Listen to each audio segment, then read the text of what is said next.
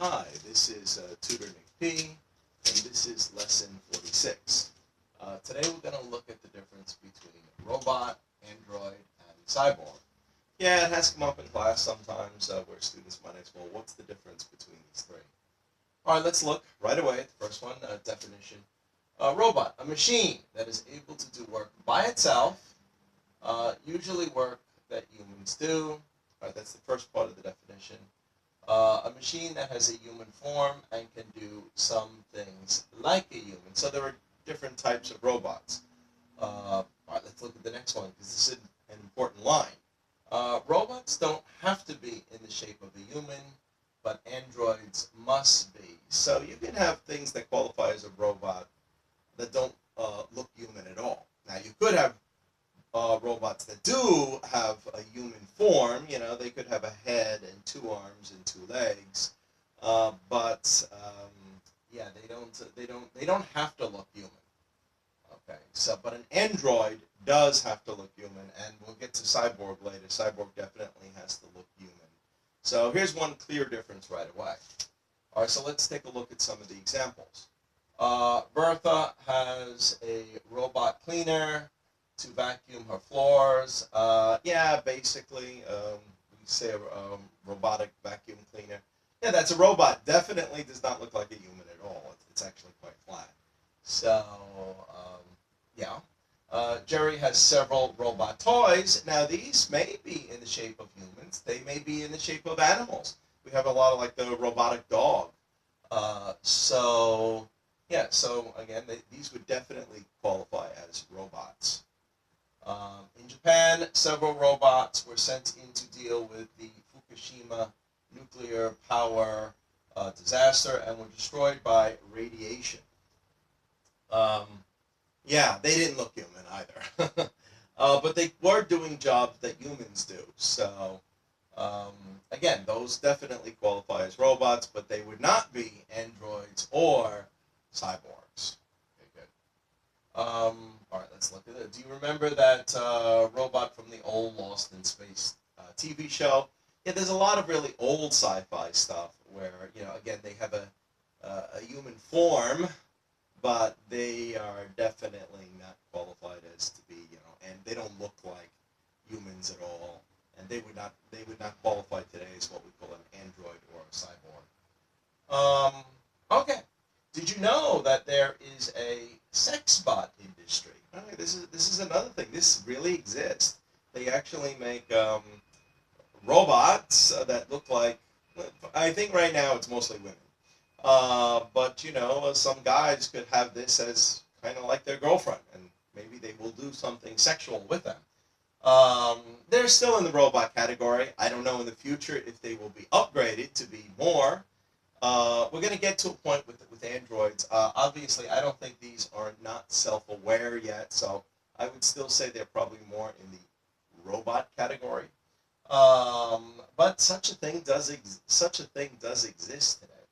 All right, so okay, let's get right into android. In sci-fi stories, a machine made to resemble and behave like a human. So it has to look like a human, it has to look a lot like a human. And it has to be able to move around and behave like a human in order to be called an android. All right, now remember, we're talking about the sci-fi world, we're talking about Hollywood. So there could be some movies that label something an android or a cyborg that may not 100% agree. Because they're Hollywood, they can do what they want. But among the community of people out there in the sci-fi world, there seems to be two lines of thought, two ways of thinking about what qualifies to be an android. One group thinks an android's look and behavior must be realistic enough to pass for a human. So they must look like a human or seem naturally like a human in order to be considered like a human, but they're still a robot, then that is android. The second group thinks an android should be self-aware and be able to move on their own. All right, I'd probably go a little bit more with this one. Self-aware means they're conscious of their own existence. And of course they have to be able to move on their own. They can't be controlled by somebody else. Then that would qualify as an android. So even though it's kind of similar, but there could be some questions about certain types of characters we come across. All right, let's look at the first one. In the movie Bicentennial Man, with the actor Robin Williams, the late Robin Williams, his character starts off as an android and is later upgraded to be more like a cyborg. Yeah, so at the very beginning, he doesn't really look human. He definitely has a human shape, though. He has a human form. Very quickly in the movie, you realized maybe he was different from some of the other robots, that he was clearly self-aware. He was aware of his existence, and if you ever seen this movie, you realize he wanted to become more and more like human. So he definitely started off as an android, and in the movie, remember, he learns how to make his own money, and then he went off on his own. He got his own freedom, and then he met another character that upgraded him. So he started actually getting more human parts put into his body. And once you go to the human parts in your body, you're kind of transitioning from an android into what we refer to as a cyborg. Okay, good. So, all right, let's look at the second one. In the movie I, Robot with Will Smith, the main robot was self-aware and would qualify as a robot. According to the second group's thinking here, he started to become aware of himself. He was aware of his existence. He was actually afraid that they were going to end his existence. So in that case, the definition of the way the second group thinks, he would have definitely qualified as an android. Good. All right, let's look at the next one. Well, that's another question. Does CP3O from Star Wars, remember you had those two robots from Star Wars, even though Star Wars used the word droids, meaning androids, but really does CP3O qualify as an android? According to the second definition, he might, because he is self-aware. Remember, he was always very nervous. He had a very nervous personality, which was a little different. I think that was the first time in a movie you've seen that they made the robot very nervous. And kind of a neurotic character. But he had a buddy there. It was R2-D2. I don't know if R2-D2 would qualify. I think he's more like a robot.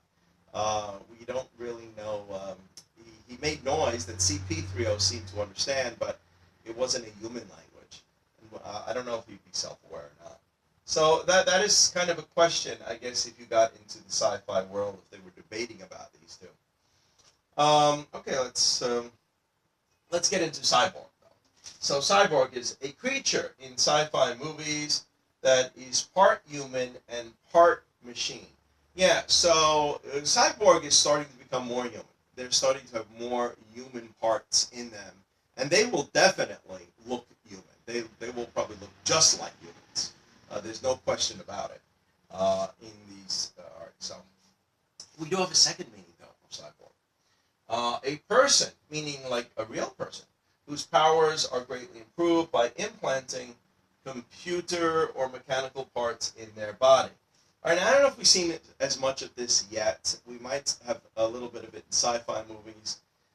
It is possible in real life that we're moving in this direction. There's a lot of talk about maybe in the future, especially if they start fooling around with your brain. If they only take one body part out and it's mechanical, you're human. You just have a mechanical part in your body. But if they start fooling around with a lot of body parts, and especially if they start fooling around with the brain, if they start putting computer chips in your brain, they talk about in the future maybe connecting your brain to the internet or something like this. Are you becoming less human? Are you losing your humanity if you start having too many of these enhancements? Would you become more like a cyborg? So could it go the other way? That's another question. But yeah, they actually have that kind of in the definition. That's a possibility too. But let's look at some clear examples of a cyborg. Arnold Schwarzenegger's character in the Terminator movies was a cyborg. That's a perfect example of a cyborg. Remember, cyborg, they have human parts. So You know, he had human skin. He could actually even bleed a little bit. I think there was some blood there too. May have even had a few other human organs in him. But definitely he was a cyborg. His brain definitely was more mechanical and robotic. So he definitely is a very good example of what we would call a cyborg. The character in the old movie RoboCop was human. First it was human, then he got killed, remember, or almost killed. And then they took his brain and they took some of his other body parts and they made it into I guess what robotic form. But he might actually qualify as a cyborg because he's a mixture. And he did have a conscience, and he did have some awareness, so he may qualify as a cyborg. The character in the old, all right, no, I'm sorry. The last one down here, number 3, in the movie Blade Runner, Harrison Ford's character is hired to hunt down rogue cyborgs. Yeah, in that movie, you can't tell the difference just by looking at them. They look just like humans, but obviously they were originally mechanical. They started to become self-aware, and they realized who they were, and they tried to, you know, run away. So they became rogue. They went off on their own. So that's clearly the difference between all three. So again, remember, robot. It's a machine that does human work. Does not have to look human, but could look human. Okay, but would probably never really pass as a real human. So that's robot. Androids must have a human shape. Um, and probably the closer they look, the more like an android they are. They must be, according to this second definition, they should be self-aware. They should be aware of their own existence and be able to move on their own. And a cyborg, again, now you're moving in the direction of human because you're having more human parts inside of you. Just like, you know, Arnold Schwarzenegger's character, where he actually has blood and skin and things like that. So I hope that kind of clarifies it for you. So if you ever have any questions,